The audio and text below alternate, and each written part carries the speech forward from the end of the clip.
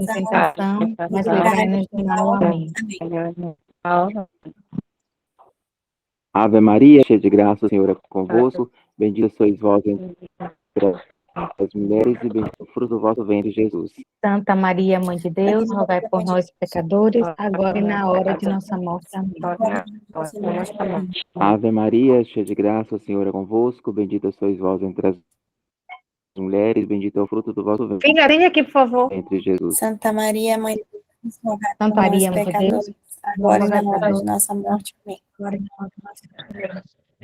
Ave Maria, cheia de graça, o Senhor é convosco. Bendita sois vós entre as mulheres, e bendito é o fruto do vosso ventre, Jesus. Agora e na hora de Santa nossa Maria, vamos rezar? Santa Maria, Mãe de Deus, rogai por nós, pecadores, agora e na hora de nossa morte. Amém. Glória ao Pai, ao Filho e ao Espírito Santo, como era no princípio, agora e para agora sempre. Amém. e sempre. Amém. Então, no nosso primeiro mistério, vamos contemplar o anúncio que o arcanjo São Gabriel faz à Nossa Senhora de que ela será a mãe de Jesus Cristo. Nós vamos rezar um Pai Nosso e 10 Ave Marias, certo? Pai nosso que estás no céu, santificado seja o vosso nome, venha a nós o vosso reino, seja feita a vossa vontade, assim na terra como no céu. O pão nosso de cada dia nos dai hoje. Perdoai-nos as nossas ofensas, assim como nós perdoamos a quem nos tem ofendido. Não nos deixeis cair em tentação, mas livrai-nos do mal. Amém. Ave Maria, cheia de graça, o Senhor é convosco. Bendita sois vós entre as mulheres, e bendito é o fruto do vosso ventre, Jesus. Santa Maria, Mãe de Deus, rogai por nós, pecadores, agora e na hora de nossa morte. Amém. Gabriela, puxa aí a Ave Maria. Ave Maria, cheia de graça, o Senhor é convosco. Bendita sois vós entre as mulheres, bendito é o fruto do vosso ventre, Jesus. Santa Maria, Mãe de Deus, rogai por nós, pecadores, agora e na hora de nossa morte. Amém.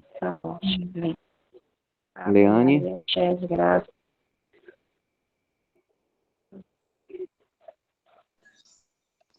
Oi.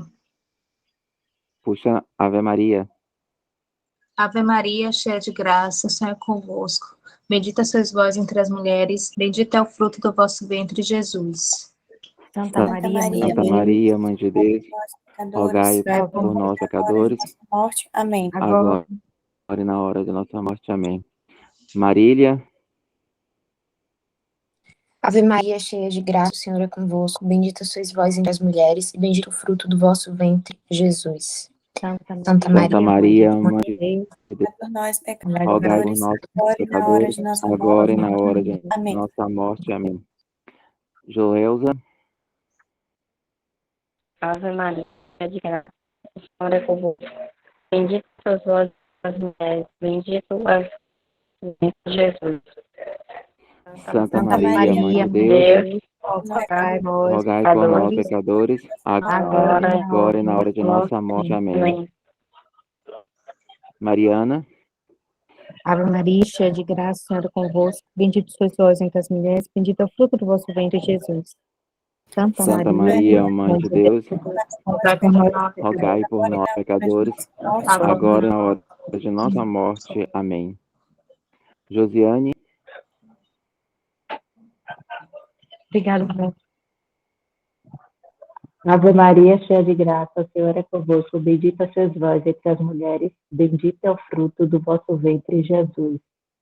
Santa Maria, Mãe de Deus, rogai por nós, pecadores, agora e na hora de nossa morte. Amém. Gabriela. Ave Maria, cheia de graça, o Senhor é convosco. Bendita sois vós entre as mulheres, bendito é o fruto do vosso ventre, Jesus. Santa Maria, Mãe de Deus, rogai por nós, pecadores, agora e na hora de nossa morte. Amém. Leane. Ave Maria, cheia de graça, o Senhor é convosco. Bendita sois vós entre as mulheres, bendito é o fruto do vosso ventre, Jesus. Santa Maria, Mãe de Deus, rogai por nós, pecadores, agora na hora de nossa morte. Amém. Marília. Ave Maria, cheia de graça, o Senhor é convosco. Bendita sois vós entre as mulheres, e bendito é o fruto do vosso ventre, Jesus. Santa Maria, Santa Maria, Santa Mãe de Deus, Maria, Mãe de Deus, rogai por nós, todos pecadores, na hora de nossa morte. agora e na hora de nossa morte. Amém. Ó meu Jesus, perdoai-nos, livrai-nos fogo do do inferno, inferno, do fogo do inferno, levai as almas todas para o céu e socorrei principalmente as que mais da precisarem. vossa misericórdia. Maria, concebida sem pecado, rogai Nossa por Senhora do nós, Perpétuo Socorro, recorremos a vós. Rogai por nós. rogai por nós que recorremos. Vamos pegar a nossa Bíblia, lá em Apocalipse,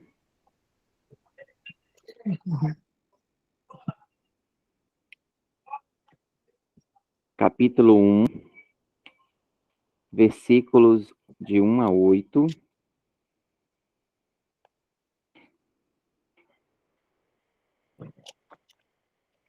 Eu vou só pegar meu óculos. Sim.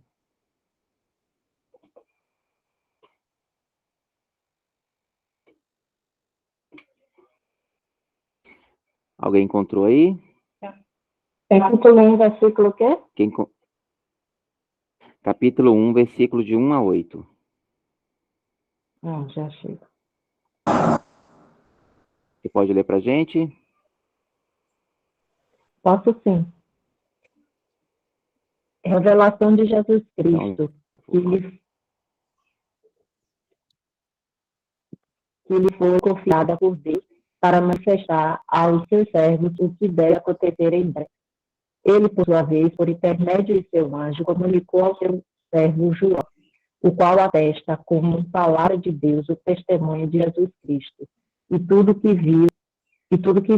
Feliz o leitor e os ouvintes se observarem as coisas nelas escritas, porque o tempo está próximo. João, às 7 igrejas que estão na Ásia, a vós graça e paz da parte daquele que é, que era e que vem, da parte dos 7 a discórdia. Homens sensuais que não... Uai! Errei. Que era e que vem da parte dos 7 espíritos que estão diante do seu trono. E da parte de Jesus Cristo, testemunha fiel, primogênito dentre os mortos e soberano dos reis da terra. Aquele que nos ama, que nos lavou de nossos pecados no seu sangue e que fez de nós um reino de sacerdote para Deus. E seu Pai, glória e poder pelos séculos dos séculos. Amém. Ei-lo que vem com as nuvens. Todos os olhos o verão, mesmo aquele que os ultrapassarem. Por sua causa, hão de lamentar-se todas as raças da terra. Sim, amém. Eu sou o Alfa e o Ômega, diz o Senhor Deus, aquele que é, que era e que vem, o dominador.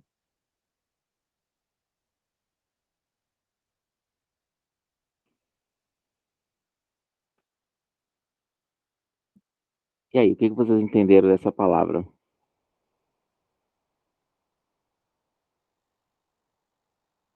Que foi uma revelação de Deus a João, e João veio dar testemunha disso, tá, né, do que vai vir. Ele é meio que ele confirma o Deus Todo-Poderoso, entendeu? Quem é, que ele já veio, que ele vem e que ele virá, sei lá, entendeu? Mais ou menos assim.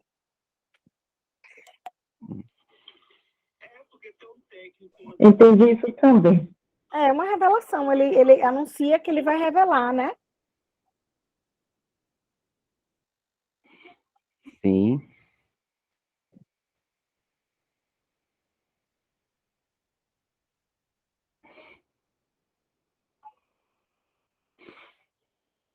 E o que mais que vocês entenderam?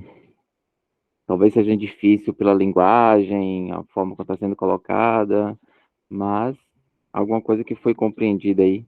E, no caso, ele falou, como é que fala, né? Feliz o homem, né? O que, e que tiver fé para acreditar e aceitar essa da profecia, porque e ouvir, né, ouvir, como se, assim, como se fosse, fosse salvo, ou teria tempos bons, né?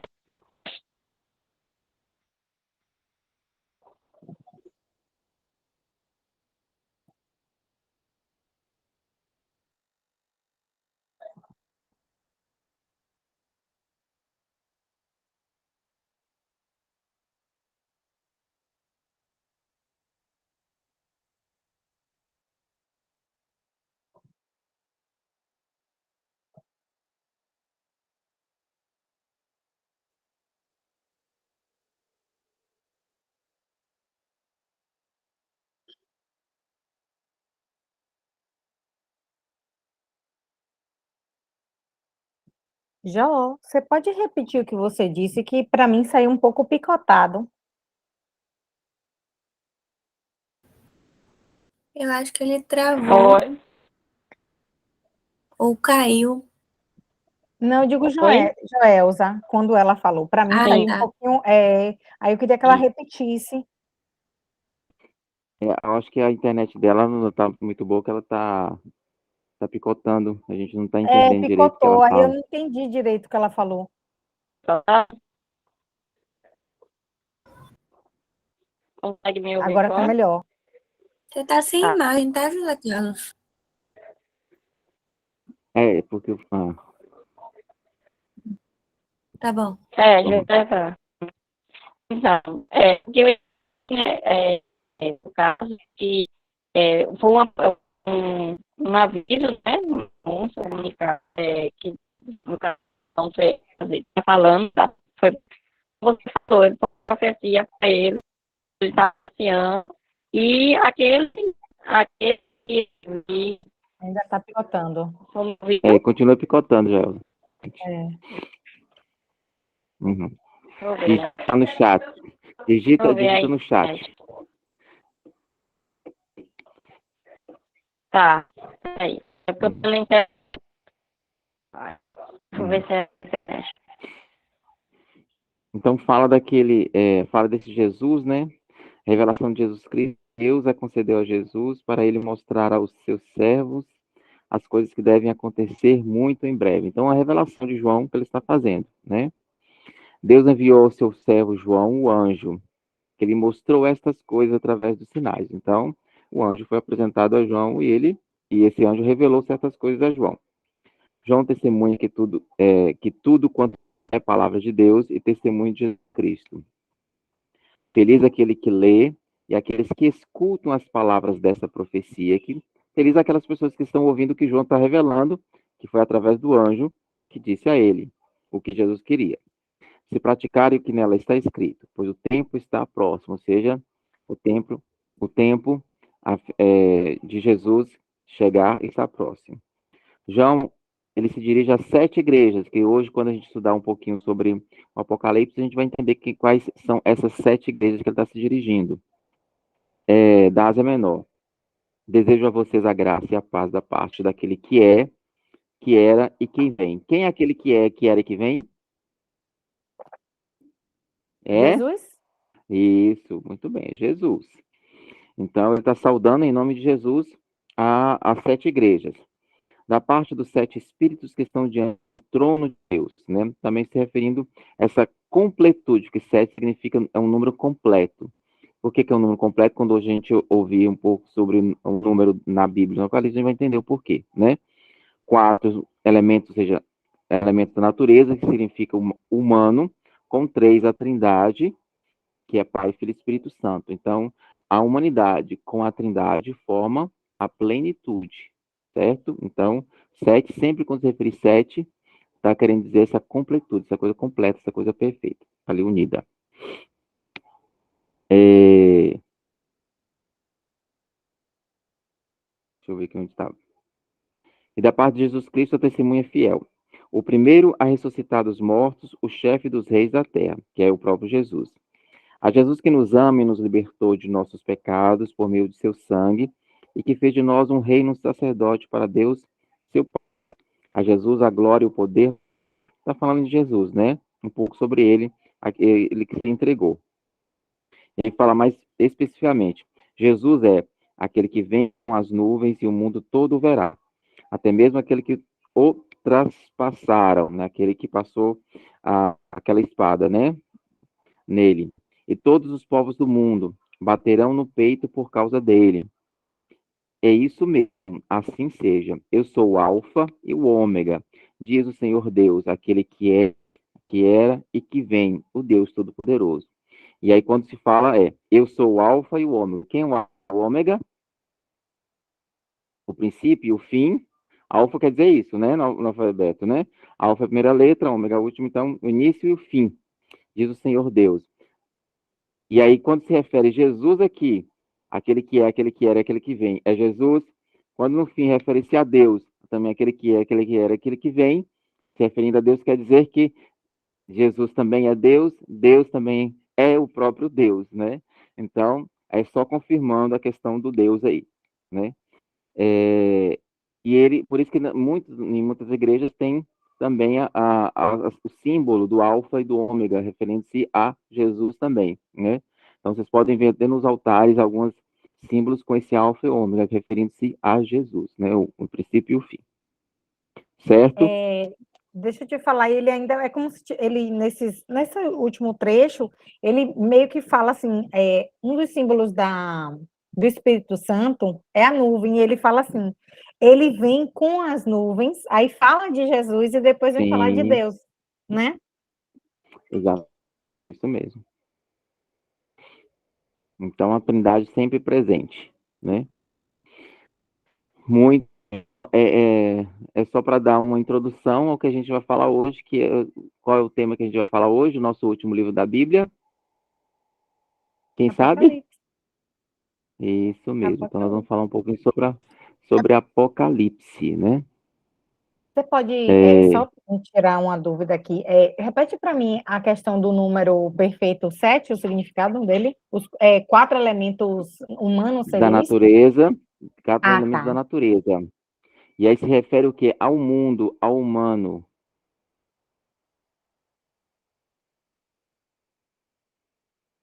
Ok, obrigada.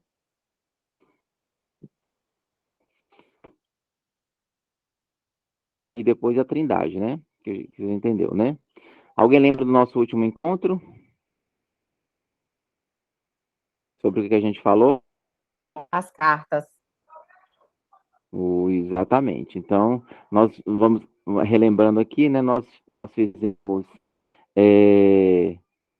um encontro até hoje, né? Passando um pouquinho, primeiro, uma introdução geral sobre a Bíblia, e aí nós estudamos o Antigo Testamento tudo, né?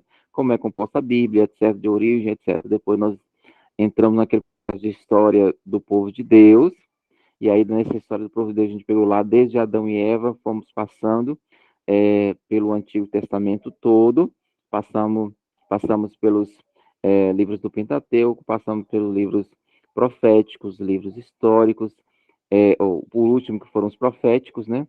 E aí chegamos no Novo Testamento, que vimos os Evangelhos, que vimos o Atos dos Apóstolos, o encontro passado as cartas, e hoje nós vamos ver o Apocalipse, certo?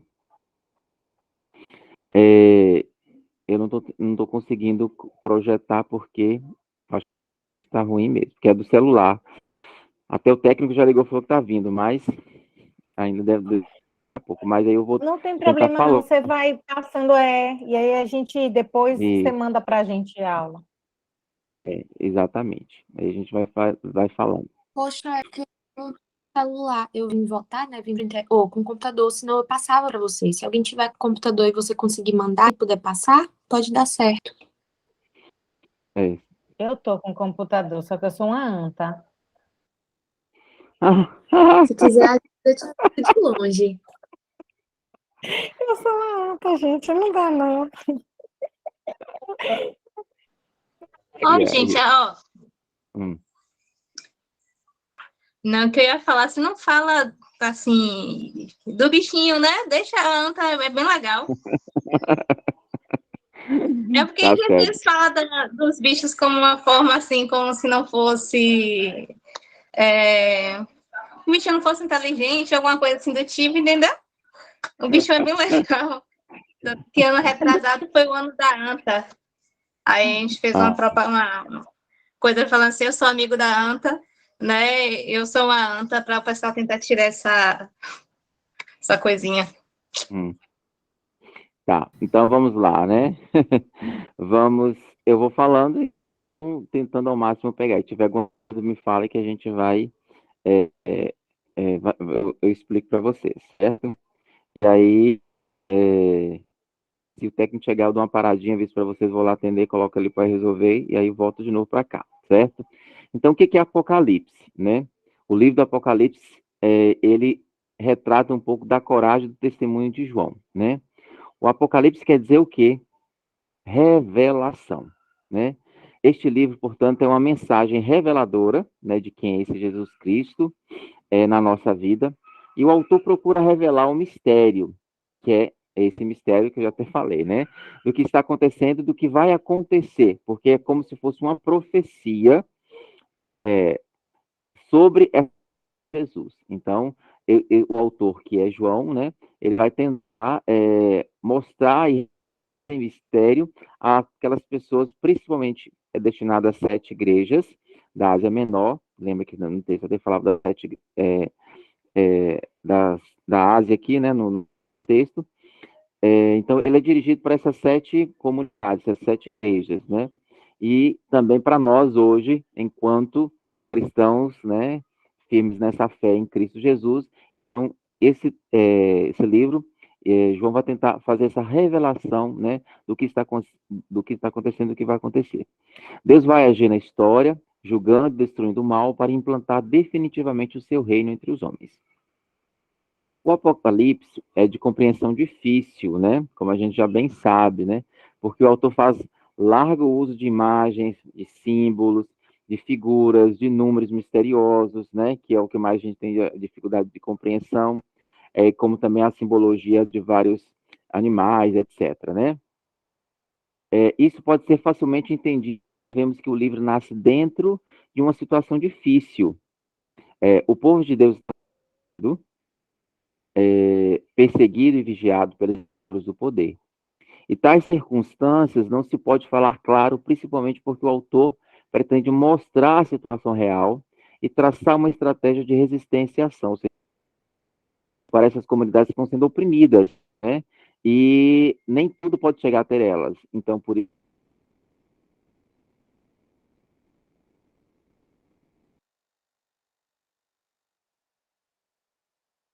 Travou para vocês?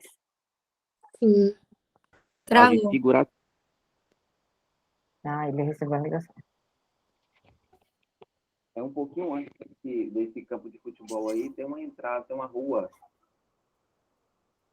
Entendeu? Tem uma.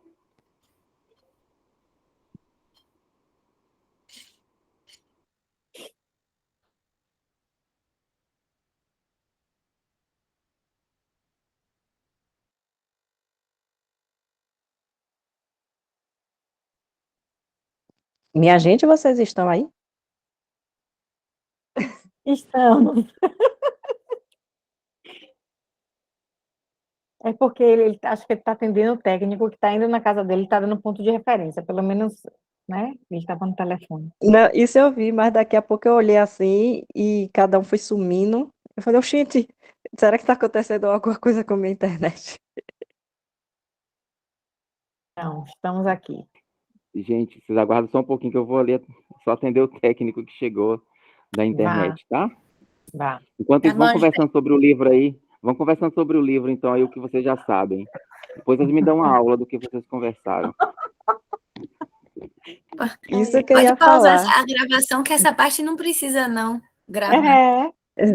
Ele quer Isso ver eu queria depois o falar que a gente vai falar. Gente, eu tô achando que isso é um teste surpresa e que ele não avisou, né? E tá fazendo o teste. Cuidado, Mariana. Cadê as anotações? Misericórdia, gente. Esse livro é uó. É muito difícil. Tu é doido?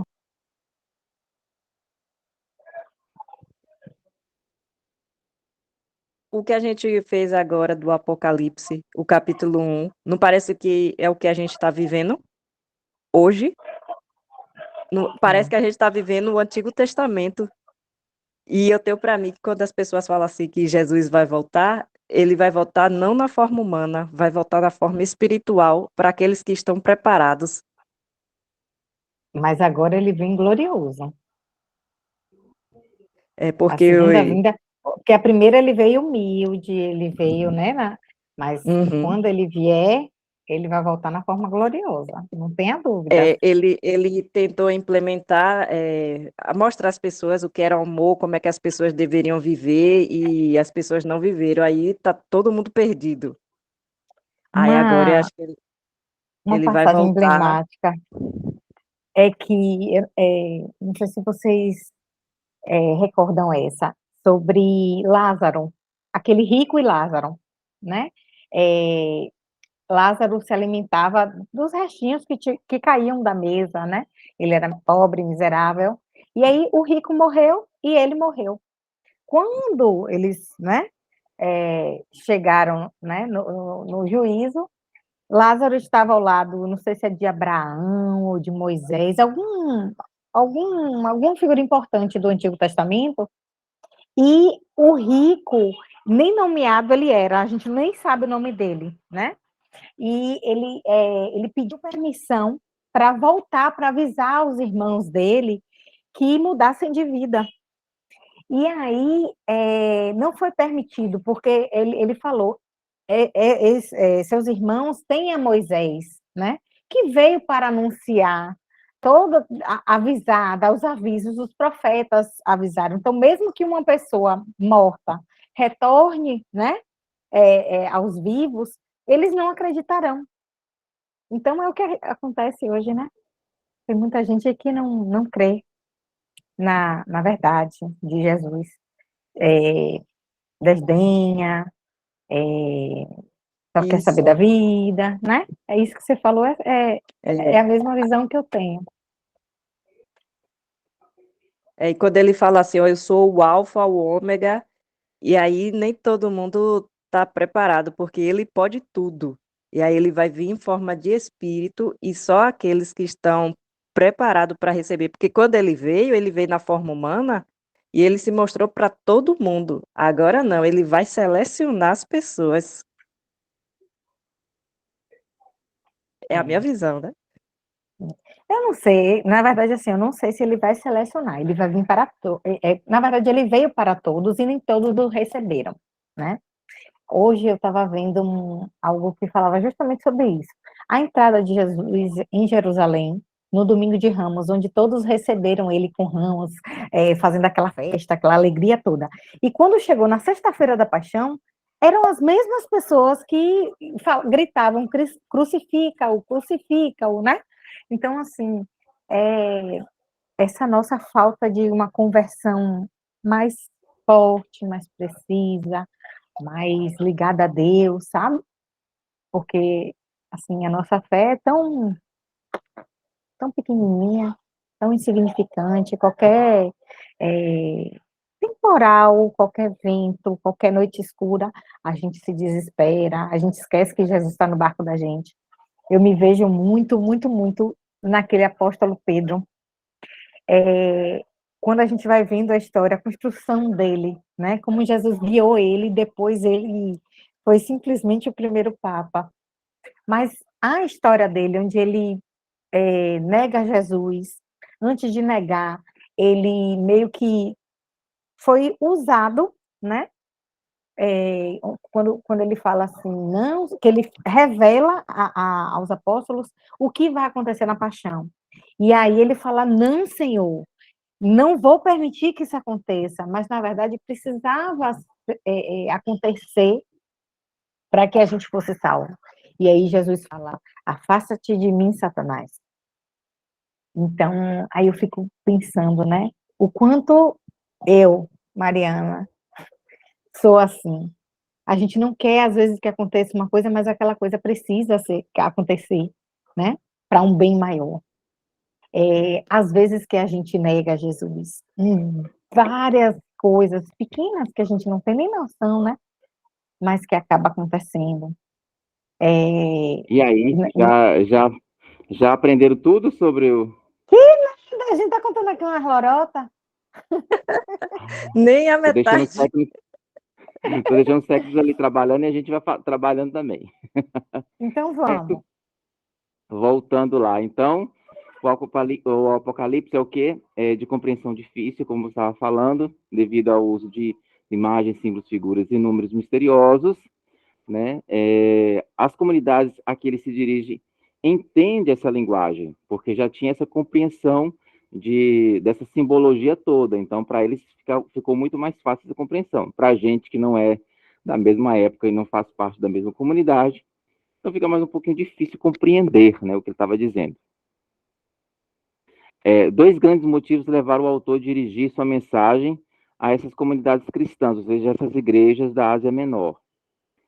Primeiro foi o secretismo religioso, que na época estava com muita ênfase, né?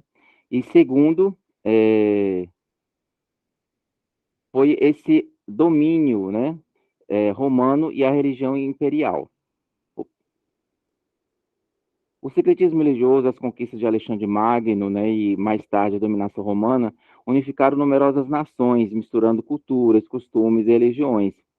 Para o cristianismo nascente, isso podia significar o desvirtuamento interno, a perda da sua identidade, a desagregação das comunidades e, consequentemente, a ausência de testemunhos corajosos contra a idolatria, principalmente a idolatria de um poder político absoluto e tirânico. E o segundo, que é a dominação romana e a religião imperial, nos tempos do imperador Nero, que é de 54 a 68 depois de Cristo, os cristãos foram perseguidos pela primeira vez, mas só em Roma e não por causa da fé. Era um tempo de decadência e a autoridade do imperador estava seriamente abalada. Para reafirmar-se, o imperador Vespasiano, que era de 69 a 79, criou a religião imperial, isto é, o culto aos imperadores, sobretudo os imperadores mortos, além de atribuir a si mesmo, né, ao próprio imperador, títulos divinos como Salvador, Benfeitor, Senhor. O Domiciano, que é de 81 a 96, foi imperador tirano e, para manter o império unido, impôs essa religião imperial a todos os povos dominados, exigindo inclusive o culto ao imperador vivo. Quem recusasse tal culto era considerado inimigo e, por isso, perseguido e morto, né? Por isso que essa linguagem era que ele usava, né, principalmente da besta fera, quem era o dragão, né? Então, aos poucos, eles compreenderam quem era quem dentro dessa história para que eles pudessem entender essa mensagem que João estava passando. Então, João queria advertir os cristãos quanto aos perigos internos e externos e fortalecer as comunidades para os momentos difíceis que iriam passar por causa da fé. Era necessário que as comunidades se convertessem, voltando à opção original pelo seguimento e testemunho de Jesus. Desse modo, elas estariam preparadas para testemunhar corajosamente a fé, resistindo às perseguições e desenvolvendo a ação libertadora que manifestasse ao mesmo tempo decidida crítica à situação de opressão e firme esperança de uma sociedade nova. Então, o livro de João, que é o Apocalipse, é alimento para a fé e fortalecimento para a esperança do povo oprimido. Para esse povo, a salvação não consiste simplesmente em melhorar a situação, mas em transformá-la radicalmente, fazendo nascer um novo mundo de justiça, de fraternidade, de partilha, isto é, o julgamento definitivo do mundo presente e a vinda do reino de Deus. João mostra, porém, que esse julgamento e reino se realizam através do seguimento e testemunho de Jesus, aquele que a gente faz diariamente. Então vamos ver agora um pouquinho sobre o autor do livro, que é o João, né? No capítulo 1, o autor do livro do Apocalipse se identifica como João. Desde o século II depois de Cristo, acredita-se que esse João se trata do apóstolo João. É verdade que existe uma crítica sobre essa afirmação. Alguns estudiosos defendem a ideia de que o apóstolo João e o autor do livro do Apocalipse são pessoas diferentes, né? Mas depois há um consenso que é esse João mesmo. O primeiro a levantar essa possibilidade foi Dionísio, no século III. Ele sugeriu isso após comparar o estilo literário do Apocalipse com o Evangelho de João. Apesar dessa crítica, a opinião mais aceita e também mais provável é que realmente tenha sido o próprio apóstolo João quem escreveu o livro do Apocalipse. Quanto à data da escrita do Apocalipse, existe uma discussão sobre a data em que o livro foi escrito. Alguns estudiosos entendem que o Apocalipse foi escrito no ano 70 depois de Cristo, entre 54 e 68 depois de Cristo, durante o governo do imperador romano Nero César. Geralmente são os preteristas que adotam uma data anterior a 70 depois de Cristo, pois atribui boa parte do livro à destruição de Jerusalém. Outros estudiosos defendem que o livro do Apocalipse foi escrito após 70 depois de Cristo, entre 81 e 96, durante o governo de Domiciano. Essa última sugestão é a mais aceita e provavelmente o livro do Apocalipse foi escrito na década de 90 depois de Cristo. Independente da data, a verdade é que o livro do Apocalipse foi escrito em um período muito difícil para os cristãos. E qual era o contexto histórico do livro do Apocalipse? Embora a maioria das pessoas abram o livro do Apocalipse querendo enxergar apenas acontecimentos futuros, o contexto histórico do livro é muitíssimo importante para compreendê-lo com coerência e sensatez. Aplicar uma interpretação estritamente futurista ao livro do Apocalipse é cometer um erro básico de hermenêutica e desconsiderar a própria história do cristianismo. O que é uma hermenêutica? Hermenêutica é atualizar aquilo que foi falado em tempos anteriores. Então, atualizar aquela mensagem para o hoje, né? Então, aí se comete um erro hermenêutico se fizer simplesmente o livro, ou ver o livro como revelações futurísticas, e não aplicado também à sua realidade. Então, o livro do Apocalipse foi escrito por João, que registrou as visões que teve enquanto prisioneiro na ilha de Patmos, ou seja, João estava preso. Os destinatários primários do livro do Apocalipse foram as 7 igrejas da Ásia Menor, como a gente viu aqui no capítulo 1, hoje, na leitura da oração inicial. E os destinatários primários do livro do Apocalipse foram as 7 igrejas da Ásia Menor. Quais são essas igrejas? Essas 7 igrejas da Ásia Menor, hoje é a região ocidental da Turquia. As 7 igrejas eram Éfeso, Esmirna, Pérgamo, Tiatira, Sardes, Filadélfia e Laodiceia. Então, essas são as 7 igrejas que essa mensagem do Apocalipse era dirigida. Se vocês verem nessa parte aqui da Ásia Menor, perto da Europa, que está em vermelho, ali na parte de baixo tem uma parte verde. Então, tem as 7 igrejas ali, certo? Então, naquela época, havia muita perseguição sobre os cristãos. Na própria carta à igreja de Esmirna, no capítulo 2, ela é alertado que ainda mais perseguições haveriam de acontecer. Além disso, falsos mestres estavam ensinando heresias que minavam o entendimento de alguns e se alastravam entre crentes do primeiro século. Uma das principais heresias dessa época foi o gnosticismo. Desse modo, geral, esses falsos ensinos tentavam aproximar o paganismo e o cristianismo. Combinando a tudo isso, ainda existia a perseguição física e moral por parte do Império Romano. Após a queda de Jerusalém, foi imposto o culto ao imperador. Com isso, os oficiais romanos tentavam forçar todos os habitantes do império a adorar o próprio governante romano. Por isso, muitos cristãos foram martirizados nesse período.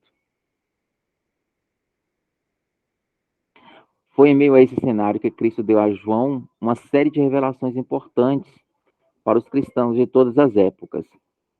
Em Apocalipse 1:19, fica claro que a mensagem do livro do Apocalipse abrange não apenas os acontecimentos do primeiro século, mas também aqueles que ainda iriam ocorrer.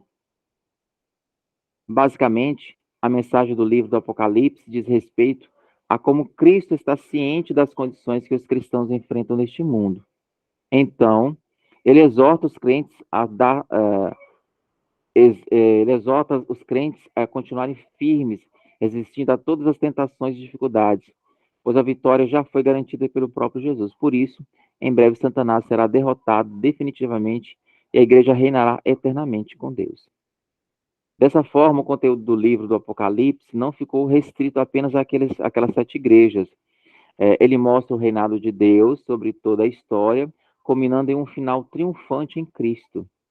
Sem dúvida, o livro do Apocalipse aborda o passado, o presente e também o futuro.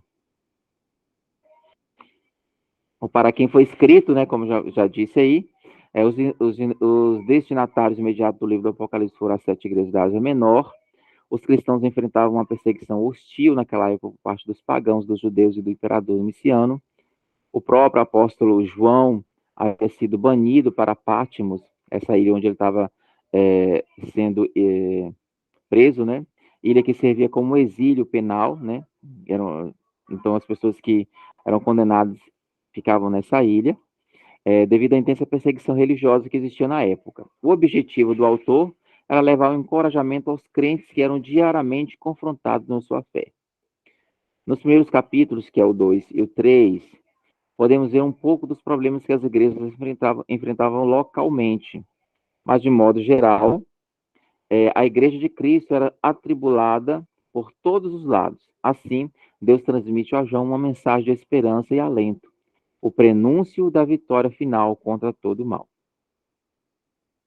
Qual é o tipo e gênero literário? O Apocalipse é um livro profético e o seu gênero é apocalíptico.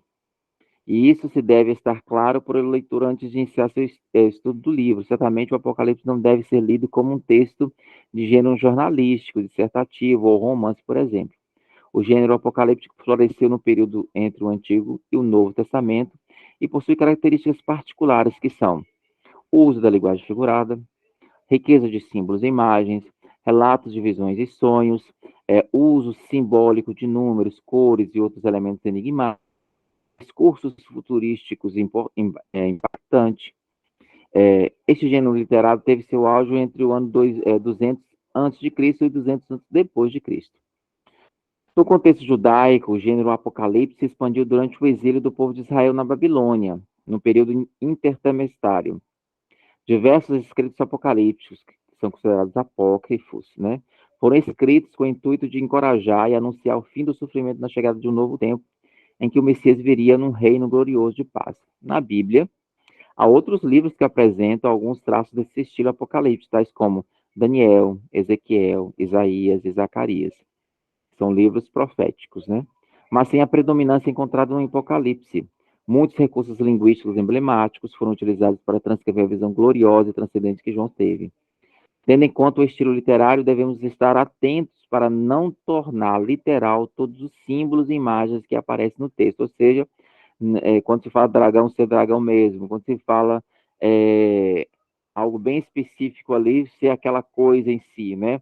Então, é analisar realmente aquilo que a gente falou lá no início do estudo da Bíblia. Analisar o texto, o contexto, o para que foi escrito aquele texto, né? Então, tem que analisar tudo isso para não dar uma interpretação errada do livro, né? E vamos àquela parte em que vocês tanto queriam, que é a questão dos números, né, na Bíblia, que é para a gente entender. Então, será falado alguns, não dá para falar de todos, mas eu vou falar de alguns, né, para vocês entenderem melhor o livro, né? Quando se diz né, no Apocalipse está dizendo que Deus é né, então refere-se mais a Deus. Quando é 2, é o par perfeito, 2 animais puros, Noé levará para a arca sempre pares, é o dobro e pode significar também de sobra, como em Isaías lá 40, que depois vocês podem pegar esses livros, essas indicações bíblicas aí e dar uma lida, né? Quando fala 3, o número da unidade da Trindade é usado para reforçar ou dar ênfase a uma expressão.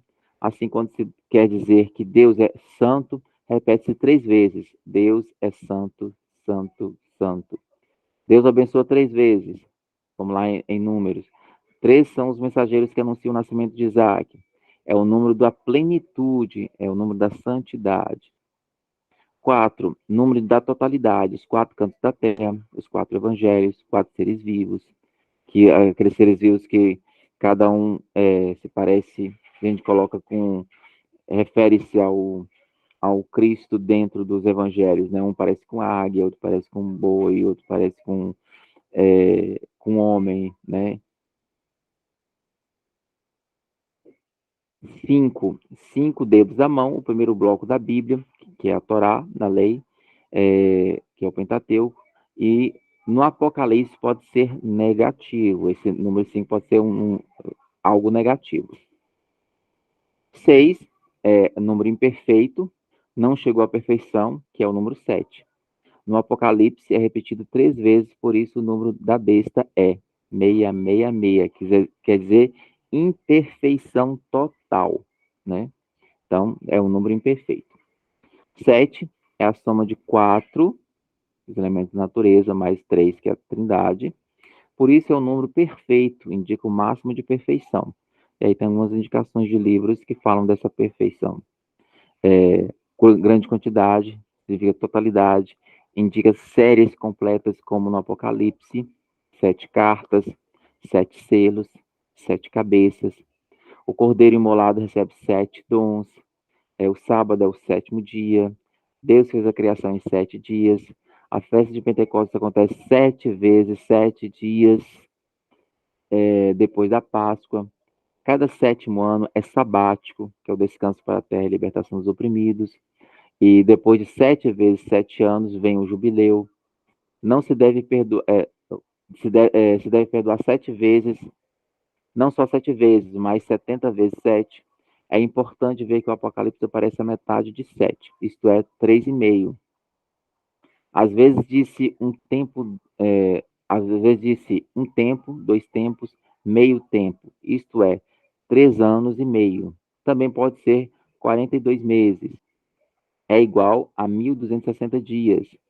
Isto é sempre a metade de 7. É a duração limitada das perseguições. É o tempo controlado por Deus. O número 8 é 7 mais 1. É como que o transbordar da plenitude. As bem-aventuranças em Mateus são 7 mais 1. 9 é um número. 9 não aparece no livro do Apocalipse. Portanto, mesmo que o número 9 não apareça no Apocalipse, ele passa a ser entendido como 2 significados. Pode significar ingratidão. Isso lembra a passagem da cura dos 10 leprosos, e que foram 9 os leprosos que não voltaram para agradecer. Ainda o número 9 pode significar uma obra humana incompleta, pois o 9 é a combinação de 4 mais 5, ou seja, a criação mais a responsabilidade. O 10 indica grande quantidade, ou é simplesmente um número redondo. Indica também listas completas. Pelos 10 dedos das mãos é fácil lembrar a lista. Indica um tempo limitado, curta duração. Pode indicar também imperfeição. A besta só tem 10 chifres. Isso já em Apocalipse. 12 é o resultado de 4 vezes 3. Isto é, um número bem completo. É o número da escolha. 12 tribos do Antigo Testamento, 12 apóstolos, 12 legiões de anjos. Os anciãos são 24, isso é um múltiplo de 2 vezes 12. Os que serão salvos serão 144 mil, isso é 12 vezes 12, multiplicado por 100. Número de totalidade, né? É um número de totalidade. Então, quando se referir a esses números múltiplos, né, de 12, né, quer dizer isso, totalidade. 40, número que indica um tempo necessário de preparação para algo novo que vai chegar. 40 dias e 40 noites no dilúvio, 40 dias e 40 noites passam Moisés no monte, 40 anos foi o tempo da peregrinação pelo deserto. Jesus jejuou 40 dias antes de começar seu ministério. A ascensão de Jesus acontece 40 dias depois da ressurreição. Quando alguém errava, era corrigido com 40 chicotadas. E Paulo também recebeu 5 vezes as 40 chicotadas, menos uma. 70 quer dizer um jogo de números, 10 vezes 7. Moisés comunica o espírito profético aos 70 anciãos. O exílio na Babilônia é interpretado como a duração de 70 anos. A tradução da Bíblia hebraica para o grego foi feita por 70 escribas e por isso recebeu o nome de 70 ou Septuaginta. 1000, uma quantidade tão grande que não se pode contar. Prazo de tempo completo e comprido. Reino de 1000 anos, vezes combinações 70 vezes 1000. É interessante também notar como os hebreus faziam combinações de números. Por exemplo, Abraão fez aliança com Deus quando tinha 99 anos. Assim, a aliança completou o número 100. É o sábado que dá valor aos demais dias da semana. Assim, transforma os 6 dias imperfeitos em 7 dias perfeitos. O único dia da semana que tem um nome. Outros exemplos: 6 povos habitavam a terra prometida, mas são imperfeitos. Israel será o 7º povo, aquele que torna a terra perfeita. Ver também o jogo num rico feito na elaboração de alguns provérbios. Interessante saber que os israelitas escreviam seus números com letras alfabéticas, não tinham vogais. Assim, podia-se escrever um monte com valor numérico genial. Por exemplo, Mateus divide a genealogia de Jesus em 3 grupos, de 14 gerações. Ora, o número 14 é o resultado da soma das letras do nome de Davi. D mais W mais D. Isso é hebraico, tá? Então, 4 mais 6 mais 4, que é igual a 14. Então, Jesus é 3 vezes Davi. É o Davi por excelência. Em Apocalipse 3,18, o famoso número da besta Apocalipse é 666, que provém da forma das consoantes hebraicas. N mais W mais R mais N mais R mais S mais Q, de Caesar Neron, né? O imperador Nero, o grande perseguidor dos cristãos. Ou seja, 100 mais 60 mais 200 mais 50 mais 200 mais 6 mais 50, que é igual 6666, ou 7 dedos no grego. Hoje poderíamos fazer o mesmo com o nome de Bush. O nome completo dele é George, 6 letras, mais Walker, 6 letras, mais Bush, Júnior, 6 letras, ou seja, 6666, o nome da besta do Apocalipse. No capítulo 17 do Evangelho de João, a palavra mundo aparece 18 vezes, isso é 6 mais 6 mais 6. Ora, para João não é a terra ou o mundo, como nós entendemos hoje, que era mal. Mundo significa o sistema, ou seja, aquelas que não aceitavam Jesus, podia ser os judeus do templo ou também dos romanos. No capítulo 9 do Evangelho de João, o verbo abrir aparece 7 vezes, justamente no relato em que Jesus abre os olhos ao cego, um sinal importante no quarto evangelho. Muitas vezes no Antigo Testamento fala-se de personagens que viveram idades incrivelmente avançadas, por exemplo, Matusalém, como a gente viu lá no estudo que a gente estava fazendo sobre a história do povo de Deus, que a gente viu lá quantos anos cada um deles viveu, e Matusalém foi o que mais viveu. 900 e não sei quanto, não foi? 969 anos. Gente, haja creme anti-rugas. Mas também a contagem anual deles era diferente, viu? Não era igual a nossa, assim, que eram 12 meses. Não era o tempo lunar, né? Então, os anos eram menores, né? Então, aí a gente entende um pouquinho também, por que né? eles viveram tanto tempo, né? Noé viveu 950 anos, né? Então, neste caso, os números têm um valor simbólico. Querem indicar que essas pessoas foram importantes, fiéis a Deus, e que a época em que elas viveram foi de muito valor. Quanto maior o número de anos, mais importante essa pessoa foi diante de Deus. Outro exemplo, na expressão filho de Israel, temos também um exemplo de como os escritores bíblicos gostavam de fazer os jogos de palavras baseadas no valor numérico das letras do alfabeto hebraico. Em Yah-Lafer, filho de Israel, a soma dos valores das consoantes é 2 mais 50 mais 10 mais 10 mais 300 mais 30, que é igual a 603. Isto é a cifra da multidão no primeiro total do povo no recenseamento antes de partir em direção ao Sinai, que eram 603.550. A gente pode ver isso lá em Números 1, 46, ou então no 2, 32. E é o mesmo número dos homens que deixaram o Egito. A gente pode olhar em Êxodo 12, 37. Conseguiram entender direitinho aí acerca dos números? Não, Leane? Eu vou te dizer que assim, é extremamente complexo, e se você não desse essa orientação para a gente chegar, tipo assim, ir no 0 a 0 para ler, a gente ia pirar do cabeção. Isso. Por isso que, por isso que muita gente não consegue ler, não consegue entender o Apocalipse por isso, porque realmente não tem essa base. Quando se tem essa base agora de entendimento e tal, então aí já consegue melhorar o entendimento quando for ler o Apocalipse. Quando eu ouço Quem essas usa coisas... muito. Pode falar, Mariana. Não, pode falar. Não, eu ia dizer que quem usa muito o conteúdo do Apocalipse são os astrólogos e os numerólogos que faz essas numerações.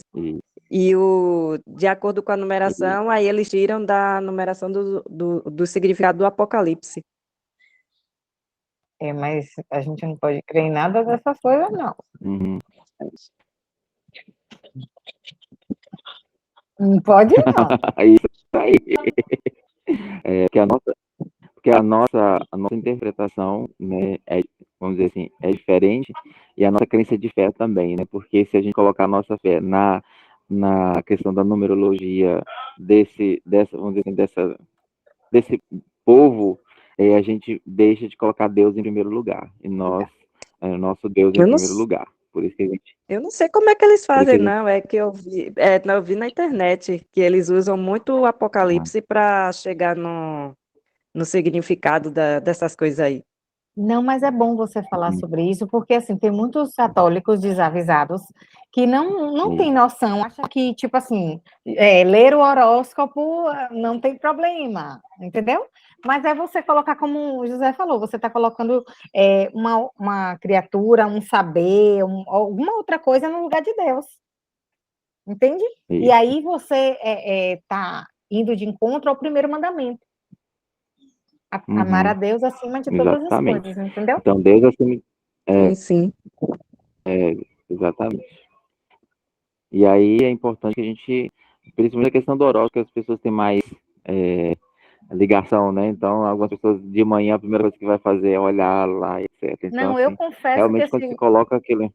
na adolescência, a gente foi meio que catequizado, sabe? Isso, Eu agora é lembro que a gente. da Atrevida, aquelas revistas de 1900 e bolinha da minha época, que tinha, Já e aí revelando a sua gente idade, hein? sempre, e a gente sempre ficava. Então, assim, inconscientemente a gente acaba sendo induzido. E aí, só Isso, depois de velha que eu vim saber disso, entendeu? Então, foi ótimo é, você falar, porque é nisso que a gente vai pegando um gancho para ir para o caminho certo. isso, exatamente. E aí, voltando um pouquinho, nós podemos ver agora também um cumprimento dessas profecias apocalípticas que foram reveladas em João.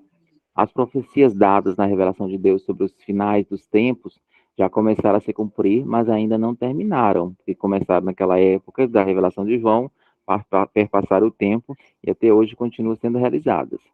No entendimento de muitos, as profecias vão se cumprindo ao longo dos tempos, até a volta de Jesus. Nesse entendimento, os símbolos tiveram referências históricas para os contemporâneos de João. Também tem nos nossos dias e terão também no futuro. Um bom exemplo disso é a figura da Só um besta, né? No parênteses.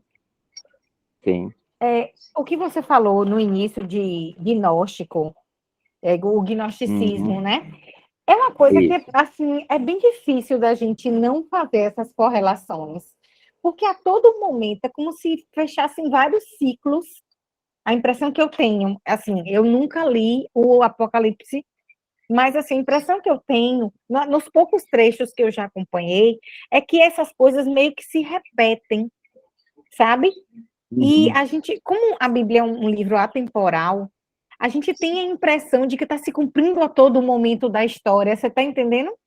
isso, estou entendendo. Isso mesmo, verdade, com certeza. E ele, é O, isso que gui- é fazer a hermenêutica.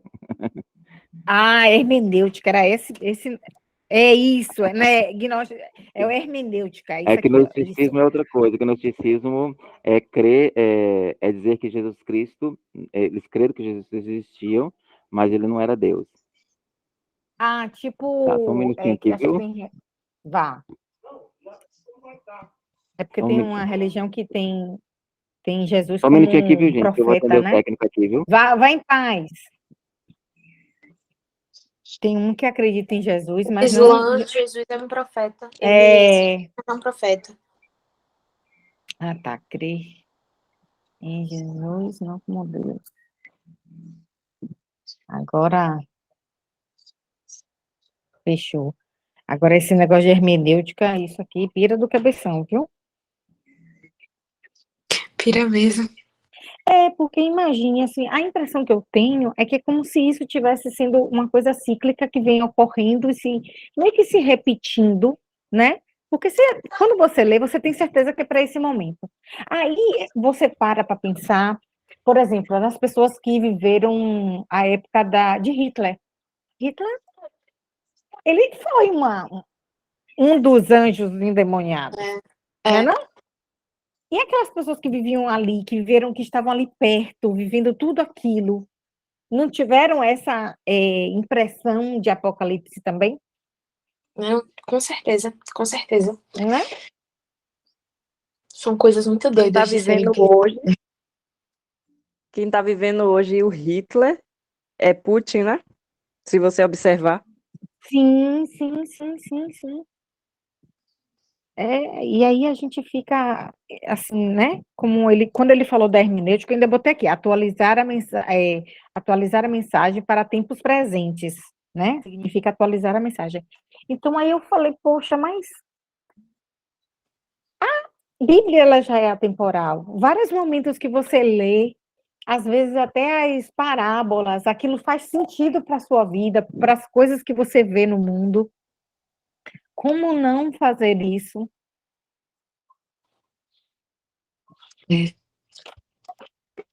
Sei lá, e aí às vezes eu acho que a gente entra num senso, sei lá, de egoísmo ou de exclusividade do tipo, estamos vivendo o fim dos tempos, mas talvez quem viveu há anos atrás momentos difíceis assim, também achou que viveria o fim dos tempos.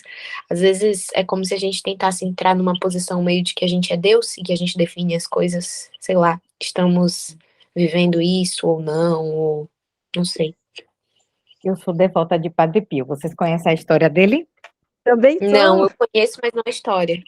Ai, gente, é apaixonante. Ó, eu Quase- choro quando eu vejo o filme dele. Eu comprei um livro, a biografia dele. E, assim, uma das coisas, foi um santo que ele fez milagres durante a vida. E, assim, você ia para o confessionário, se você escondesse alguma coisa propositadamente, não por esquecimento, propositadamente, e não falasse, ele te expulsava do confessionário. E, tipo assim, afasta daqui, Satanás, do tipo assim, sabe? E uma das coisas que ele falou para uma das pessoas próximas a ele, é que essa pessoa, que na época eu acho que tinha uns 20 anos de idade, ele viveria os tempos. E Padre Pio morreu em 1968, se eu não me engano. Então, minha amiga, teoricamente, se Padre Pio estiver certo, e com a santidade que ele tinha, provavelmente está, nós veremos. E o melhor amigo dele foi João Paulo II. Ai, gente, vocês não têm noção, não. Você sabia que o milagre que aconteceu da amiga de São João Paulo, porque ele escreveu uma carta para Padre Pio pedindo orações para uma amiga dele que estava com câncer terminal. E ele disse que a mulher, no dia 21 de novembro, eles constataram que ela não tinha nada, que ela tinha sido curada. E a data do meu aniversário, pensa que eu chorei? Chorei até umas horas. Ah, eu amo os dois. Eu cresci com a foto do Papa João Paulo II na minha casa, né? Era um quadro enorme. E então eu tenho muito amor por ele. Muito. Você já ouviu falar que dizem que não é você que escolhe o santo, é o santo que te escolhe? Ah, minha filha. Foi uma coisa que foi puxando, assim. Aí quando você fala assim, eu sou devota, quem lhe escolheu foi aquele santo, Foi não ele, foi né? você que não foi você que escolheu. Padre Pio, assim, eu olhava, não conhecia, né? Mas aí comecei a ler, pronto. Apaixonei. E assim como João Paulo II, ele era amigo de todo mundo, brincava, era uma pessoa que falava sério, ao mesmo tempo brincava com as pessoas, deixava as pessoas bem à vontade e mostrava o que era verdadeiro e o que era falso, né? Assim, Muito. o que era o bem e o que era o mal. Vamos voltar, então. Vamos sim. Como eu estava falando sobre o cumprimento das profecias apocalípticas, um bom exemplo disso é a figura da besta, né, que a gente ouve muito falar, né? Nos tempos de João, a besta poderia ser facilmente associada ao imperador Nero ou Domiciano no século XX. A gente poderia ver, ou seja, no século XX poderia ser considerado o nazista Hitler. Atualmente a besta poderia ser associada aos sistemas políticos corrompidos. Outras personalidades no futuro outras referências mais específicas, né? Aí é só fazer aquele jogo de numeração e aí consegue associar. Apesar das diferentes interpretações sobre o cumprimento das profecias apocalípticas, fato é que esse livro é atemporal, né? Então, como a própria Mariana já estava dizendo aí, então a gente pode aplicar, né, fazendo essa hermenêutica em qualquer tempo, né? É importante não tirá-la do contexto. Hermenêutica é aplicá-la a um contexto parecido, igual ao que foi escrito, né? Não tirá-la simplesmente do contexto e aplicar em qualquer coisa, não, certo? Porque não, aí a interpretação ela fica falha, né? Assim, fala a Igreja de Cristo em todos os tempos. As cartas às 7 igrejas da Ásia Menor, por exemplo, advertiram as igrejas daquele tempo, mas continuam exortando os crentes. Quando fala crentes, são todos nós que cremos, tá? Das igrejas espalhadas pelo mundo todo, pelos anos seguintes até hoje. E quais são as diferentes interpretações sobre o livro do Apocalipse, né? Deixa eu ver se eu consigo agora projetar. Ainda não. Diferentes interpretações sobre o livro do Apocalipse. Basicamente, existem 4 estilos de interpretação do livro do Apocalipse que são adotados pelos cristãos. São eles: os preteristas, que eu falei lá um pouquinho sobre esse preterista, os historicistas, os idealistas e os futuristas, né? Os preteristas dizem que praticamente tudo que está no livro do Apocalipse já se cumpriu. Isso teria acontecido principalmente na destruição de Jerusalém e na queda do Império Romano. O historicista diz que as revelações do livro do Apocalipse vão se cumprindo no decorrer da história da igreja até a segunda vinda de Cristo. Os idealistas dizem que as revelações do livro do Apocalipse não descrevem eventos específicos, mas princípios espirituais que se aplicam a toda a história da igreja. Os futuristas dizem que praticamente tudo que foi dito no Apocalipse ainda será cumprido em um período final que acontece à volta de Cristo. São várias as interpretações, né? E de acordo com as características e propósitos do livro, a maneira mais coerente de interpretar o livro do Apocalipse é através de uma combinação dos 4 estilos de interpretação que eu acabei de falar. Sob essa perspectiva, é correto dizer que muitas passagens dos livros do Apocalipse possuem 3 aplicações.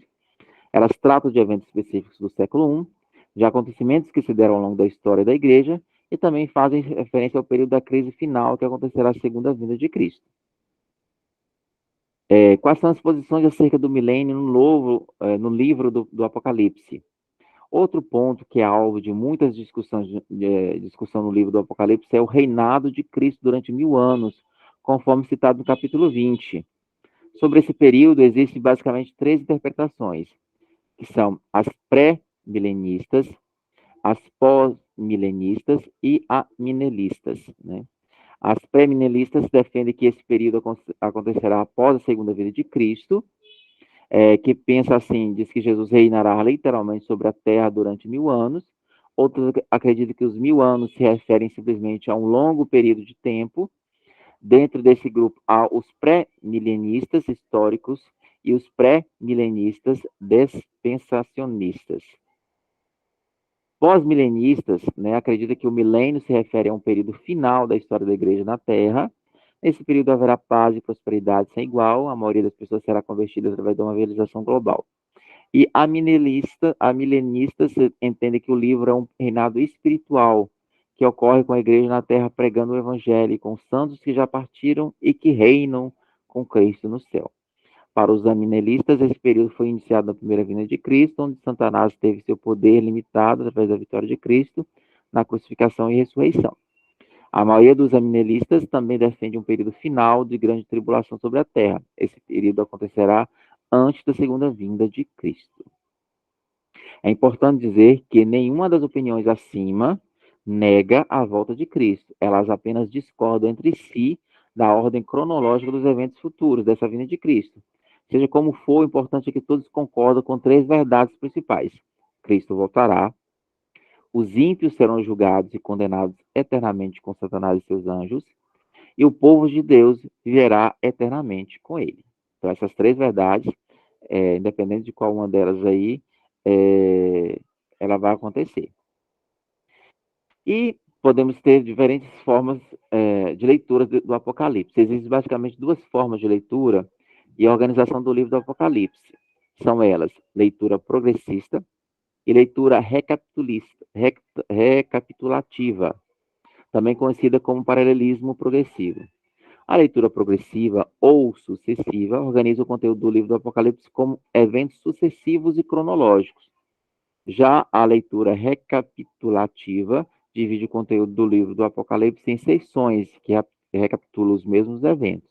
Isso significa que a mesma história é contada várias vezes, mas em cada vez que a história é repetida, novos elementos e detalhes são adicionados de modo a intensificar a narrativa. O esboço do livro do Apocalipse pode sofrer diversas modificações, dependendo do tipo da leitura adotado para organizar seu conteúdo, mas abaixo deixo uma sugestão de esboço bastante simples e objetivo do livro, né? Que aí é só quando vocês verem o material que vocês vão ver que eu fiz igualzinho nas cartas, que eu coloquei assim. Capítulo 1, versículo de 1 até o capítulo 3, versículo 2. Vai ter o quê? O prólogo e as cartas às 7 igrejas. Que diz que Cristo, no meio dos 7, onde Cristo está no meio dos 7 castiçais. No capítulo 4, versículo 1 até o capítulo 7, versículo 17, fala sobre os 7 selos, que é o início da série das visões celestiais. Capítulo 8, versículo 1 até o capítulo 11, versículo 19, fala sobre as 7 trombetas.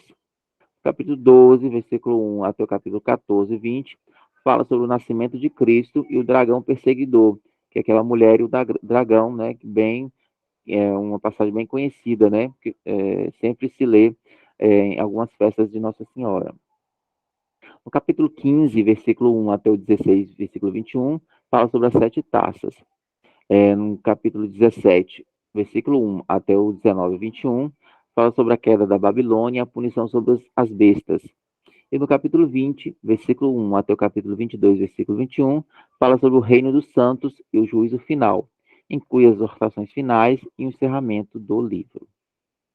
Concluindo, o livro do Apocalipse é uma profecia enviada por Deus ao seu povo, através do João, que a ouve e a transmite. É também um livro pastoral que encoraja, que exorta e adverte a todos acerca dos últimos acontecimentos neste mundo. Apesar das perseguições e tribulações que a igreja tem enfrentado, há vitória certa, consolo e glória eterna ao lado de Cristo.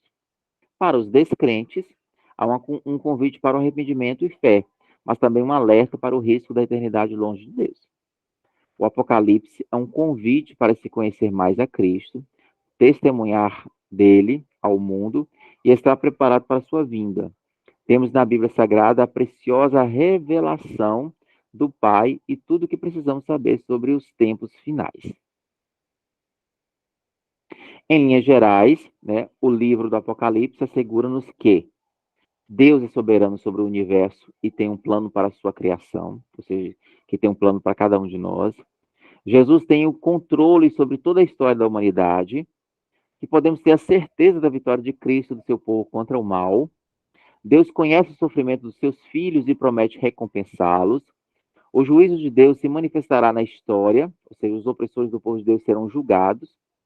O mal, o pecado, o diabo e os demônios serão destruídos e punidos eternamente. O novo céu e a nova terra serão a nova realidade para os filhos de Deus.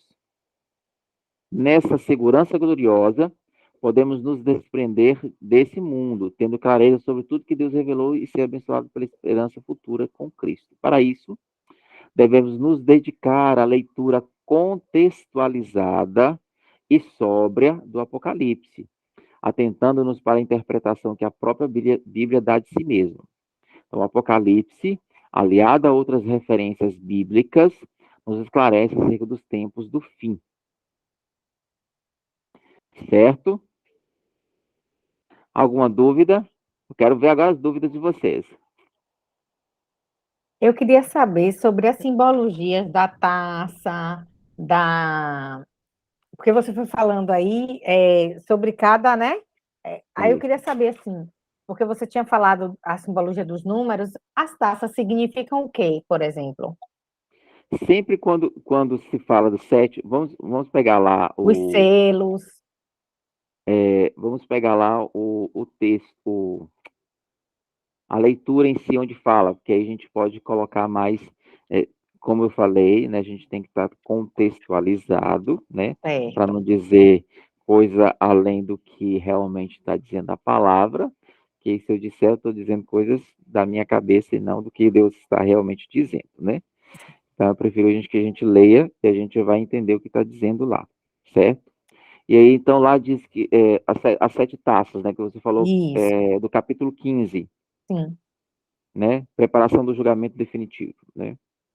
Eu vi no céu outro sinal grande e maravilhoso, havia os 7 anjos prontos com 7 pragas, essas eram as últimas pragas, porque eles... Deixa eu ver onde fala sobre as taças aqui.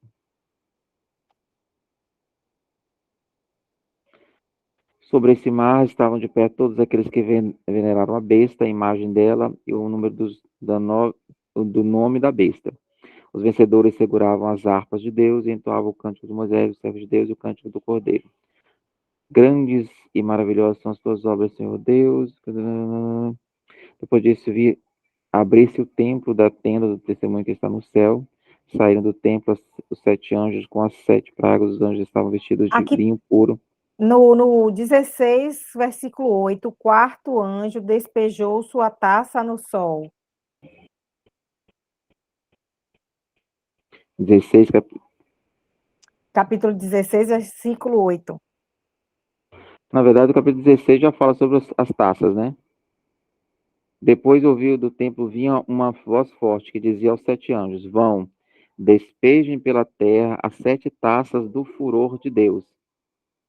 Saiu o primeiro anjo e despejou a sua taça na terra, e depois as pessoas que tinham a marca da besta e todas que adoravam a imagem da besta ficaram com o corpo cheio de úlceras malignas e dolorosas. O segundo anjo despejou sua taça no mar, e o mar virou sangue, como o sangue de um morto, né? As 7 taças apresentam o julgamento definitivo, operado pelo anúncio e o testemunho do Evangelho. Antes do fim, todos têm a chance de se converter para o Deus vivo e ter a vida. O julgamento atinge todo o universo da Terra. Então, as 7 taças quer dizer o julgamento. Certo. São julgamentos de Deus. Só um minutinho aqui. Tá. Pronto.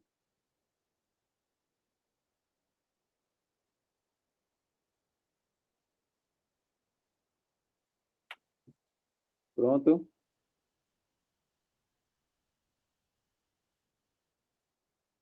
A mensagem que você mandou?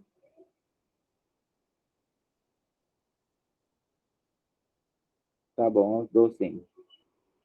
Por nada, tchau, tchau. Tá ok, tchau, tchau.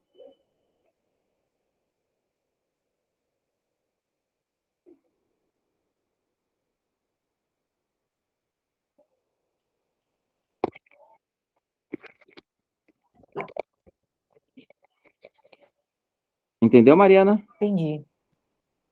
Então, como julgamento de Deus, porque aí uma taça vem trazendo, é como se fosse as pragas, na verdade, né? Que aí ele vai derramar uma taça, acontece algo, úlceras no povo, etc. A segunda taça, no mar, e o mar virou sangue. Não relembra aí para você as pragas? É, verdade. Entendeu? Então, vai relembrando um pouco das pragas que Do Deus Antigo vai mandando. Testamento. É isso. Por isso tem que sempre fazer essa comparação bíblica para a gente poder entender melhor. E os selos? Vamos lá nos selos. Os selos tá em qual? Deixa eu ver Eu não aqui. lembro, porque como a gente não teve o visual, aí eu não consegui anotar, mas No capítulo 4, no capítulo 4 até o 7. do 4 ao 7, né? Isso, fala sobre os selos.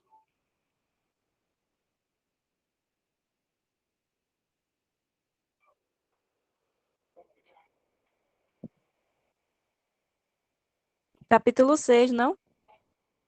Que fala da abertura dos selos.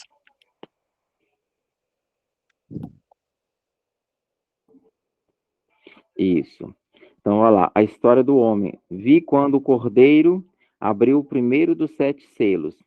Eu ouvi o primeiro dos 4 seres vivos falar com um estrondo de trovão. Venha.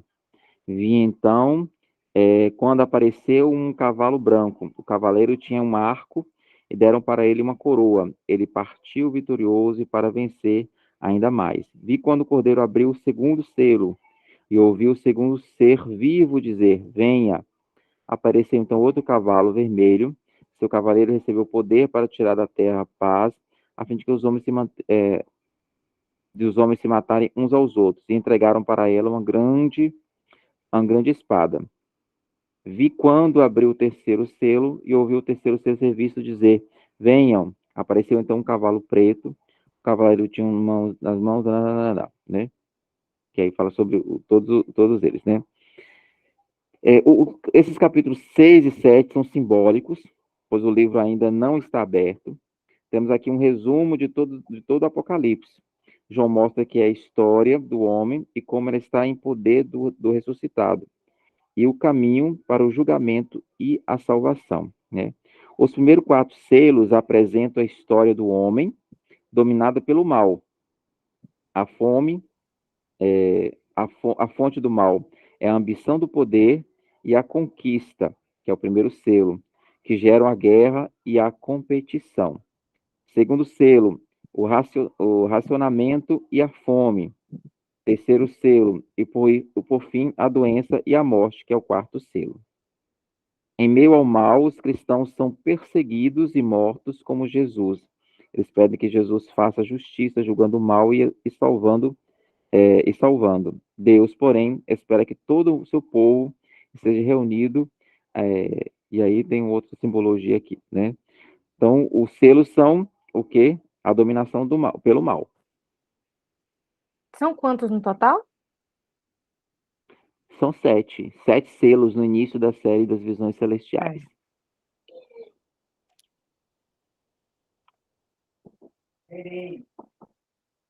Certo? Certo. Deu para entender ou não, Mariana? Deu.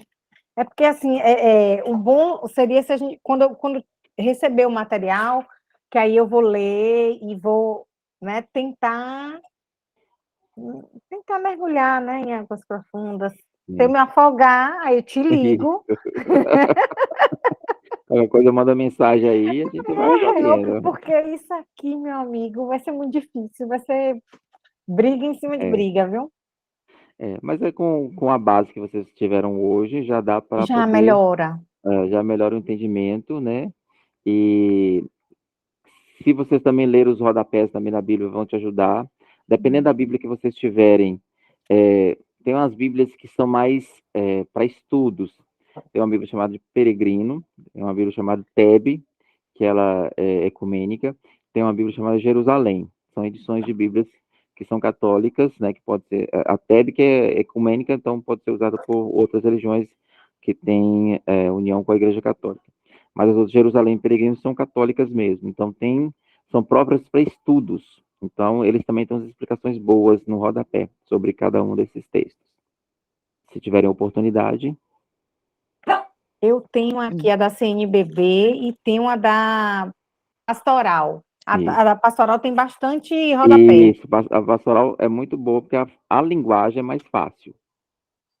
Entendeu? A linguagem fica muito mais fácil. Como a de Jerusalém do Peregrino é para estudo, às vezes eles usam uma linguagem um pouco mais difícil, porque acaba sendo para pessoas que já estão fazendo teologia, pessoas que já estão fazendo um trabalho mais profundo de estudo, entendeu? Entendi. Zé? Uma das edições que as pessoas mais gostam é a da Ave Maria, né? A minha é da Ave Maria. Isso. Eu acho só a linguagem mais difícil para entender, mas é bem usada, bem utilizada. Fala, Leane.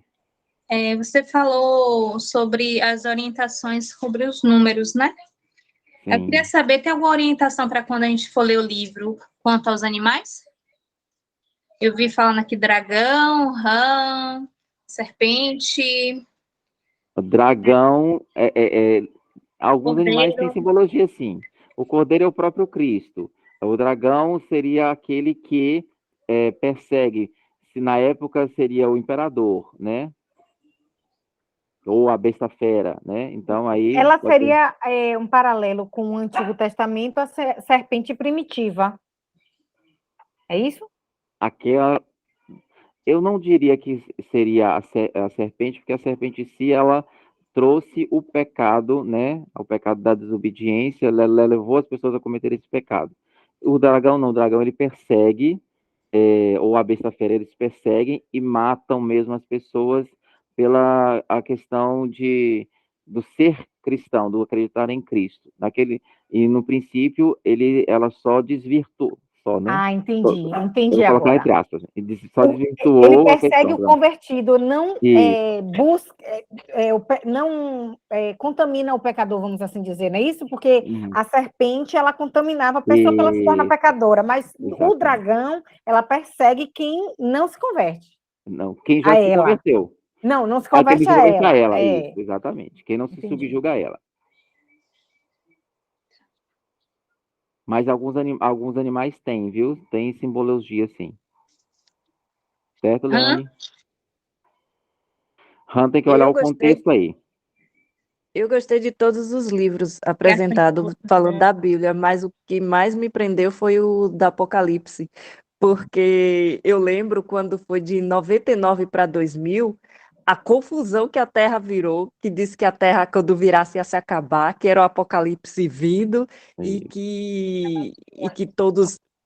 que todos iam morrer, que a Terra ia surgir de novo, aí Jesus ia aparecer. E Uhum, parece que é o livro mais presente de 2000 para cá, é o uhum. Apocalipse, que É, nós estamos vivendo. Parece que tudo que está escrito no livro é o que nós estamos vivendo hoje. sim, ela é bem atual, né? Essa aplicação, É, né? Então a gente tem que fazer essa interpretação, essa hermenêutica, né? Mas a nossa realidade e ela é bem aplicada à nossa realidade, com certeza. Muito aplicada. A parte que, assim, eu não costumo ler muito Apocalipse, minha cabeça não funciona muito bem com essas coisas, assim, sabe? Então, a parte que eu mais conheço, assim, tá ligado mais à Nossa Senhora, né? A E, revelação como eu fiz a consagração, então, é bem específico, né? Do jeito que eles colocam ela, a rainha, com 12, uma coroa de 12 estrelas, né? Com e, a serpente debaixo dos pés, e todos os filhos dela são justamente o exército que vai lutar, né? Lutar como? uhum, Ó, uhum, com o texto na mão, para justamente converter pessoas através da oração. Essa é a uhum, parte que eu conheço, assim, é bem superficial. uhum. Isso. Então, Maria é aquela que contém a salvação, é perseguida pelo dragão.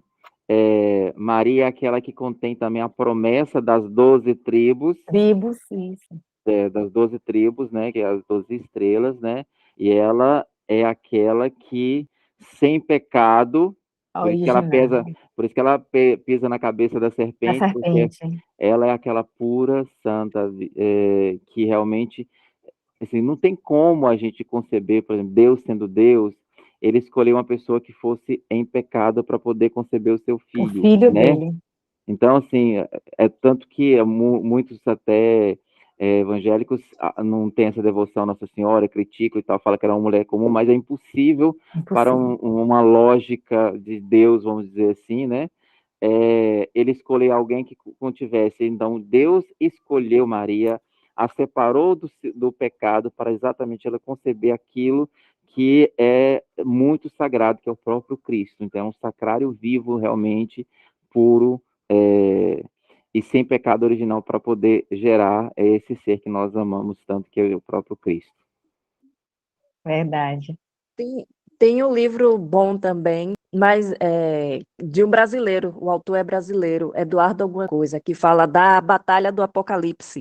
Eu Uhum, tenho esse livro, eu tiro a foto e mando para vocês. O uhum, livro é muito bom, e depois dele, depois que fala da Batalha do Apocalipse, aí vem os Filhos de Éden 1, 2 e 3. Também muito bom, mas a Batalha do Apocalipse é muito massa. Retrata tudo verdade. certinho. Quem tiver problema de ler na Bíblia o Apocalipse, pode ler o livro que Pode ser uma vocês vão ajuda, né? Para ficar mais claro. associar. Exatamente. Isso. Muito bom livro. Depois você coloca, né, Eu tiro a foto e mando que para aí a gente, vocês. para ajudar. Exatamente. Certo. Alguma dúvida a mais? Cenas dos próximos capítulos. Isso. Aprova. Meu Deus, Assísio. Isso. Não esqueça que tem a prova ainda. Essa semana eu vou elaborar exercício de A Z de tudo que nós vimos para passar para vocês responderem. Certo? Joia. Tenha Jesus no coração. Vou ter muito Jesus no Tá coração bom, nessa hora. Tinha Jesus bom. no coração, acompanha a gente mais um. Então, vamos fazer Semana nossa que vem tem a missa, né? E semana que vem tem a missa, e no outro, que é o segundo, a gente não tem encontro, a gente vai ter um terceiro encontro, né? Que aí a gente vai começar sobre a missa. Aí nós vamos estudar um pouquinho também da história da missa, estudar um pouquinho sobre os objetos litúrgicos, o espaço litúrgico, nós vamos ver tudo isso. Então, vai ser mais em torno de um mês de estudo sobre a missa e a sua importância na vida nossa, enquanto cristãos, católicos, e também conhecer bem de perto toda aquela coisa que é utilizada lá no altar, por exemplo, que aí num dia a gente vai marcar para ir lá, né, mesmo na igreja, fazer um encontro na igreja, para eu mostrar para vocês, né, todo o espaço, cada um dos espaços que a gente estudar na teoria. Lá a gente vai ver na prática, mostrar os objetos litúrgicos, o cálice corporal, as âmbulas, né, todo aqueles nomes lá, né, que vocês vão também aprender. Eu vou passar para vocês, vão ter uma aula e tanto, viu? Então aí vocês vão conhecer bastante sobre os objetos litúrgicos, aí eu vou mostrar para vocês direitinho lá o que é cada um, né? Para quando tiver na celebração vocês saberem direitinho, né? O que o padre está usando cada um daquelas coisas e também entender todo o percurso da missa, que muitas vezes a gente fala, eu não sento, levanta, por que que eu estou em pé, por que que eu estou sentado? Então a gente vai compreender o porquê também desse momento nas missas que a gente fica em pé, sentado, como a gente faz as leituras, como a gente faz o salmo, como a gente se prostra, como a gente faz reverência, como a gente faz genuflexão. Então tudo isso a gente vai aprender nas cenas dos próximos capítulos, tá bom? Eu fiquei chocada com isso essa semana. Eu descobri essa semana que um perfil que eu sigo católico que traz, né, a parte toda ritualística mesmo, embasada, que é um costume brasileiro, mas que é errado. Quando a gente está no Pai Nosso e que não dá as mãos, tem algumas pessoas que estendem as mãos para o alto a orar o Pai Nosso na missa e não pode. Fiquei chocada. Tem muita coisinha que a gente vai fazendo, né? Como é cultura, né? Vai sendo incorporado na liturgia sem ter esse embasamento na instrução geral do missal romano, né? Você sabia que existe essa instrução, né? Que está lá é um livro missal, né? E nele tem uma introdução para poder se entender a utilizar e como deve proceder cada uma das partes da missa. E então a gente segue esse rito, né? Essas normas que lá são colocadas. E tem muita coisa que são colocadas. Por exemplo, no Pai Nosso, como você está falando, não se fala o amém O no amém. Isso eu final, aprendi né? com José. Isso. Então, muita gente, principalmente na igreja da ressurreição, fala amém no final. E não tem esse amém aí, né? E a gente vai entender o porquê que não se fala esse amém também no final. Eu não sei se vocês conhecem, a Catalina Rivas. Ela foi uma pessoa que ela via Jesus e Nossa Senhora. E tem um texto, um escrito dela, que fala a respeito da missa, de como a gente deve se comportar. E depois que eu li isso, nunca mais nenhuma missa foi a mesma. Aí eu vou partilhar com vocês, se vocês acharem interessante.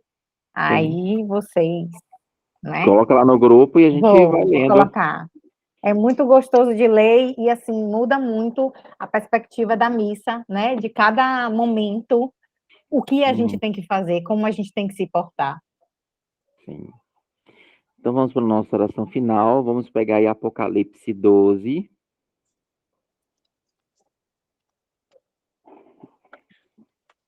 Capítulo 12, versículos de 1 a 6.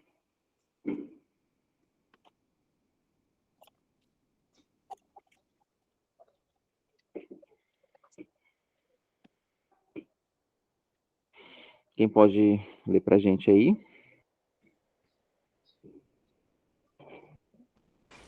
E viu-se um grande sinal no céu. Uma mulher vestida do sol, tendo a lua debaixo dos seus pés e uma coroa de 12 estrelas sobre a sua cabeça. E estava grávida e com dores de parto, e gritava com ânsias de dar à luz. E viu-se outro sinal no céu. E eis que era um grande dragão vermelho que tinha 7 cabeças e 10 chifres, e sobre as suas cabeças 7 diademas. E a sua cauda levou após si a terça parte das estrelas do céu, e lançou-a sobre a terra. E o dragão parou diante da mulher que havia de dar à luz, para que, dando ela à luz, lhe tragasse o filho. E deu à luz um filho homem que há de reger todas as nações com vara de ferro, e o seu filho foi arrebatado para Deus e para o seu trono. E a mulher fugiu para o deserto, onde já tinha lugar preparado por Deus para que ali fosse alimentada durante 1260 dias. E quem é essa mulher? A minha mãe. Te coroamos, Nossa Senhora, né? Como nossa mãe, mãe da igreja, mãe de cada um de nós, né? E assim, vamos pedir a ela que nos ajude a nos aproximarmos cada vez mais de Jesus Cristo, que a gente possa conhecê-lo, fazer a experiência dele, amá-lo cada dia mais. E tudo que a gente fizer, o que a gente está fazendo hoje de catequese, é para conhecer esse Jesus, para poder amá-lo mais, né? Aí, amando mais, a gente vai se envolvendo nas coisas que são dele, como a igreja, como a nossa vivência como irmãos, as nossas regras de vida, para a gente poder também vivenciar melhor essa experiência de Jesus Cristo na nossa vida. E a igreja vai nos ajudar a gente aprender a ouvir melhor Jesus, para que a gente possa vivenciá-lo melhor, espelhá-lo melhor, né? Transbordar em nosso coração esse Cristo. Então, que essa nossa mãe possa nos ajudar nesse caminho, né, de vivência e de amor desse Cristo. Ave Maria, cheia de graça, o Senhor é convosco.